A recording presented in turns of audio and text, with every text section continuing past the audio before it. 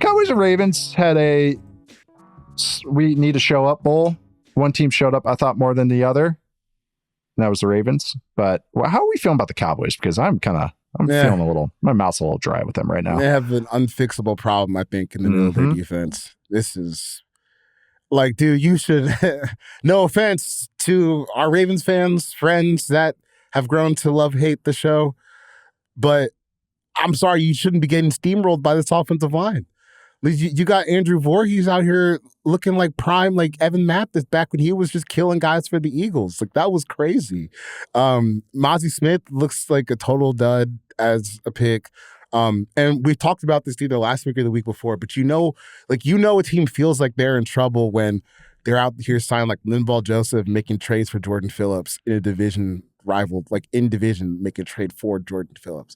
So I don't really know if that's something that they can stop, but what we learned about the Cowboys is like their defense structurally, personnel-wise, it's the same problem as last year. You can only play with the lead.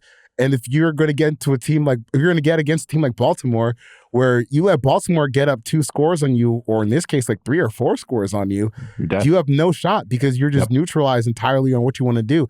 You know, I know it's probably been said ad nauseum this much throughout the week, but the Ravens ran 45 times to 15 throws. That is the worst case scenario for a defense built like the Cowboys. Well, 75% run rate. Yeah, take that, nerds. How many are bubbles? It might be even more. Well, yeah, but dude, and then Lamar still throws like 12 yards an attempt on the back end of it. Like, that is the ideal way for the Ravens to play offense. Yeah. It is. That's how they should be built. But as much as we want to see more of the throwing, it's like it always should be Derrick and Lamar's legs, Derrick Henry's legs and Lamar's legs, like first and foremost. That's the thunder and lightning. Yeah, the Cowboys, like if you're watching these games, I don't feel like I'm adding much. It's a pretty obvious problem that's going on. I'm sure the Saints game is all you needed to see anyways. The run defense sucks, just straight up. And they have no linebackers that can fit the run. So teams are just trotting out heavier personnels and going, fit the run.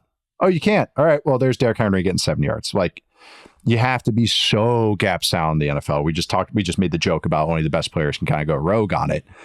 Micah can go rogue, and they used to work out a little bit better before because they could just tee off and do some things. Now, if anyone goes rogue or if a linebacker just goes underneath a block, boom, 8 yards, boom, 9 yards, boom, 5 yards. It's not even, they can't create the explosives on the defense to offset that. That's what the Cowboys defense did in the past. Oh, we'll let you give a 12-yard run, a 15-yard run. We're going to get a sack and a pick or a forced fumble or a strip sack, and that'll offset all of that. It's a boom-bust defense. But, I mean, their own, and the other thing, too, was the weakness of this team, which we thought in the preseason, that has been only solidified now. Running backs are nothing. They're a non-factor. Their own run game is bad because, again, they have terrible bad running backs and a reconfigured offensive line that might get there long term. But now, when you're trying to compete, that's tough sledding. Pass game wise, Dak's been a little off. The Jake Ferguson's banged up or was banged up too, and that you can actually feel that more in the pass game than you would think because it's CD and what else you got.